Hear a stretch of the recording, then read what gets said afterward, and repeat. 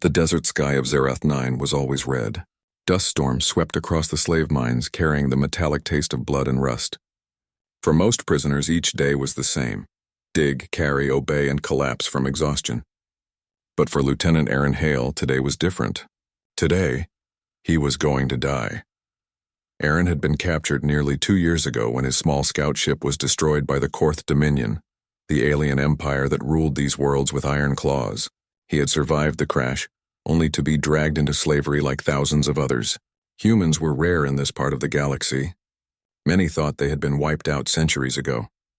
For the Korth, Aaron was nothing more than another tool, one they planned to break. His body was failing. Hunger had stripped the muscle from his bones. His skin was scarred from lashes and burns. When he collapsed in the dust pit, the overseers didn't hesitate. A Korth soldier, towering and reptilian, raised a shock spear to finish him, but before the weapon could strike, a voice cried out, "Wait! Please, let us take him." The voice belonged to a Thalri, a small bird-like species with fragile frames, bright eyes, and soft voices. They were miners too, though too weak to lift heavy stone. The Korth used them for delicate work, crawling into tunnels where no other slave could fit. Most species ignored the Thalri. They were too small to matter, too timid to resist. The Korth guard laughed cruelly. "This human is finished. Why waste food on him?" The Thalri leader, an elder named Rasha, stepped forward. His wings, thin and useless for flight, trembled. But his voice did not. "We will care for him. No food, no water from you. He will be our burden." The Korth narrowed his glowing eyes, amused. "Very well. But if he slows your work, you all die." The spear lowered. Aaron was dragged away, half conscious, into the shadows of a cavern. When he woke again, he lay on a bed of woven cloth surrounded by glowing crystals. Thalri faces looked down at him. Their eyes were filled with worry, but also something else: hope. "You are safe," Rasha whispered. For now. For many weeks, the Thalri cared for him. They gave him pieces of their food rations, even though it left them weaker. They carried water across the tunnels to keep him alive. Aaron wanted to protest, to refuse, but his body was too broken. He hated himself for being a burden, yet he saw the quiet determination in their eyes. One night, when the overseers were gone, Aaron asked the question that haunted him. "Why did you save me? You risked everything." Rasha leaned close. His feathers were streaked with dust, his frame thin from hunger. "Because you are human, and humans fight back." Aaron frowned. "What do you mean?" The elder's voice lowered, almost reverent. "Long ago, stories spread through the stars.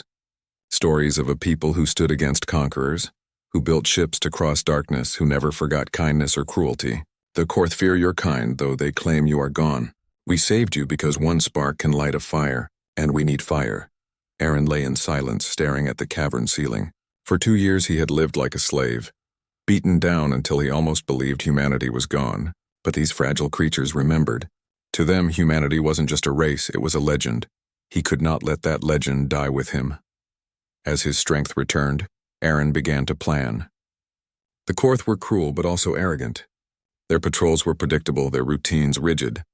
Deep in the mines, there was an abandoned communications rig, rusting and forgotten. "With some repairs, it might reach the stars. We'll need power," Aaron explained to the Thalri. "And tools. And time." The Thalri were afraid, but they listened. For the first time in years, they felt purpose. Together, they stole scraps of wire, old circuit boards, and fragments of energy crystals. Piece by piece, they smuggled them into the abandoned cavern. The risk was enormous. If caught, they would all be executed. But Rasha said it simply: "Better to die trying than to live forever in chains." Aaron worked with steady hands, his old training as an engineer guiding him. His body was weak, but his mind burned with determination. The Thalri watched in awe as he coaxed life into the dead machine. When the first flicker of light appeared on the screen, they gasped. "Now," Aaron said, "we need to send a signal. Short, encrypted, just enough for my people to hear." His fingers tapped the controls. A pulse of energy shot into the sky, carrying coordinates, his name, and one desperate message: "Human alive. Need rescue." They never had the chance to celebrate. The Korth guard stormed the cavern only hours later. Somehow they had discovered the theft. The Thalri tried to hide Aaron, but it was useless. He was dragged into the open, beaten, bloody, and chained. "This one thought he was clever," the overseer growled. "He dares to defy the Dominion." Aaron spat blood. Kill me if you want. But you'll never kill us all, the overseer sneered. Then watch as your friends die for you. The Thalari were gathered in the square, trembling but defiant. Aaron's heart sank. He couldn't let them be punished for his plan. Stop, he shouted. It was me, all me. They knew nothing. The overseer considered, then smiled cruelly. Very well. You will be made an example. The others may watch. Aaron was dragged to the execution platform. The slaves of many species gathered, silent and hopeless. Above, the crimson sky swirled with storm clouds. A spear was raised to strike the killing blow. Aaron closed his eyes. At least the message is out. At least they'll know humanity still breathes.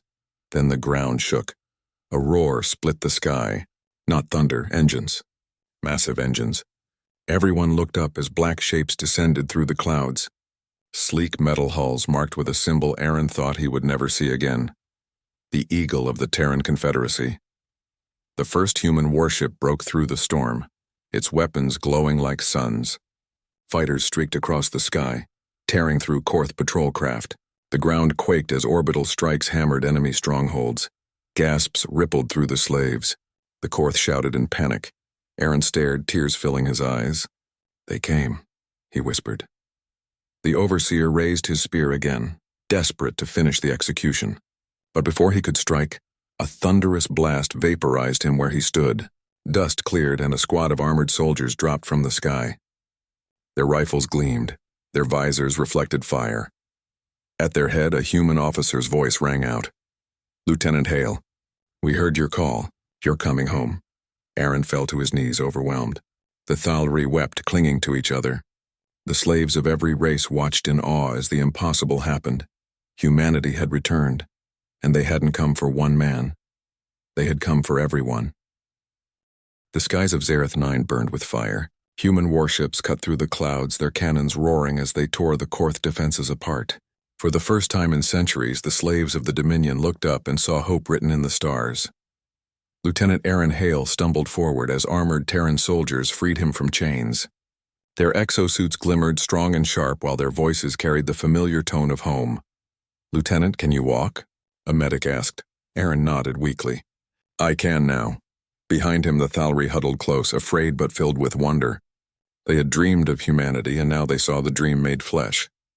Soldiers noticed them and quickly surrounded the group, weapons raised in defense of the fragile aliens. One officer, Commander Elena Ward, lowered her helmet visor and spoke firmly. Secure the civilians. Protect every species here. The Dominion falls today. The liberation begins across the mines. Shock spread through the slaves. The Korth had ruled for generations with terror and blood, but against humanity they faltered. Human Marines stormed the camps, cutting chains and blasting open cages. They didn't ask what race the prisoners belonged to. They freed them all. The Thalari whispered among themselves, unable to believe it. One of them, a young female named Tally, turned to Aaron. You called them and they came. Not just for you, but for us too. Aaron's voice cracked. I told you, humans never forget. You saved one of us, so we came back for all of you. The word spread quickly, carried mouth to mouth, heart to heart. Within hours, it became a chant among the freed. They rescued one human, so humanity came back for all of us. Dominion resistance. But the Dominion was not finished. Far above, massive war cruisers emerged from hyperspace, their scales glistening like black iron. The largest ship, the Overlord Fang, commanded the skies. Its voice thundered across the comms. Slaves! Return to your chains or be destroyed with your human saviors. The Terran admiral, a calm and stern man named Marcus Kane, responded coldly. No chains will remain. Not today. The battle that followed shook the planet. Human destroyers darted between Korth behemoths, striking with precision and speed.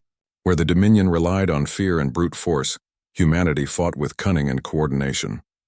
On the ground, Aaron and the freed slaves sheltered as the two powers clashed. Explosions rumbled like earthquakes. Dust rained from the sky. Still, the Terran fleet held firm. The spark of rebellion. It wasn't just the humans who fought. Inspired by what they saw, the slaves began to rise. The Thalari spread messages through the tunnels, calling others to resist. Even the strongest alien races, once broken, lifted stolen weapons and struck at their overseers. Aaron watched it unfold with awe. Fragile hands gripped blades, trembling voices shouted war cries. For the first time, the galaxy's weakest stood against their masters, and they were not alone. Human Marines moved side by side with them, shielding them, teaching them, lifting them up. The turning point, the Overlord Fang descended, preparing a massive orbital strike to wipe out both slaves and humans in one blast. Its engines glowed like suns. The Korth meant to erase Zerath 9 entirely. Admiral Kane's fleet was battered, shields flickering. The human flagship Valiant had taken heavy hits. Defeat seemed close. Aaron stood among the freed, his heart pounding. We can't let them fire. If they destroy this world, all we've done will be lost. Commander Ward looked at him, then at the Thalri. There may be a way. The Dominion's power grid runs through the mining stations. If we overload it, the blast could disable their cruiser for long enough to strike. The Thalri hesitated. Overloading the grid meant death. The tunnels would collapse. Rasha, the Elder, stepped forward. His feathers shook, but his eyes blazed. We saved one human. He brought his people back. Now we must finish it. Better to die for freedom than live as slaves. Aaron clenched his fists. Not die. Live. We'll all live if we stand together. With human engineers guiding them, the Thalri crawled through the tunnels, placing charges and rerouting power. Their small frames were perfect for the dangerous work. As Dominion troops closed in, human Marines fought desperately to buy them time. Finally, the grid overloaded. A massive surge of energy shot skyward, striking the Overlord Fang like lightning. Its shield sputtered, collapsing in a burst of sparks.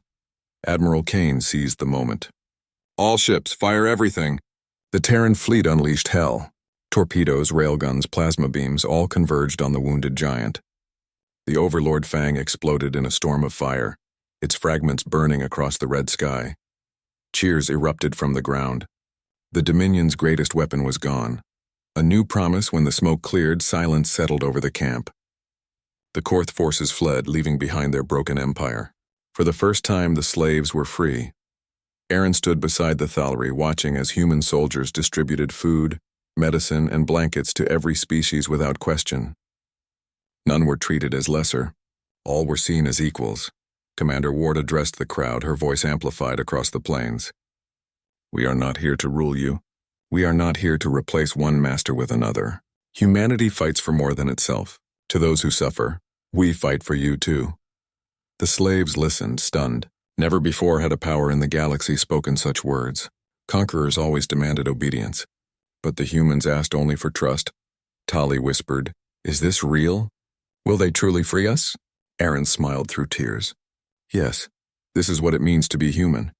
The birth of an alliance news spread quickly.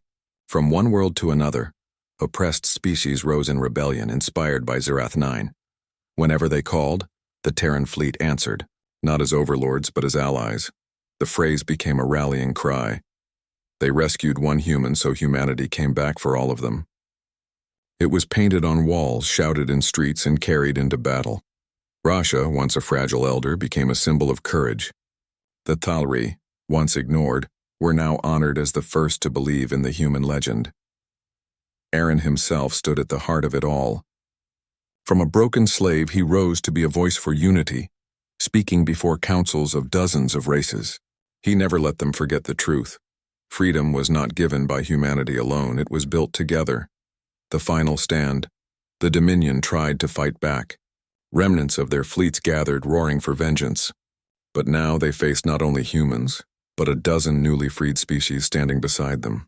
When the last great battle came, the Terran fleet did not fight alone. Thalri scouts flew alongside human fighters. Heavy warriors of other races stormed enemy ships with human marines. Together they crushed the last of the Dominion. The galaxy watched in awe. A legend had returned. Not a legend of conquerors, but of protectors. Closing scene on A Peaceful World years later. Aaron stood at a council table surrounded by delegates of many species. The stars above shone bright and free. Rasha, older but still alive, stood beside him. The Thalri elder placed a hand on Aaron's arm. We saved you once, and you saved us all. Aaron shook his head gently. No, Rasha, you reminded us who we are. Humanity never forgets. You gave us hope first. The council began, voices rising with new ideas, new dreams. new unity.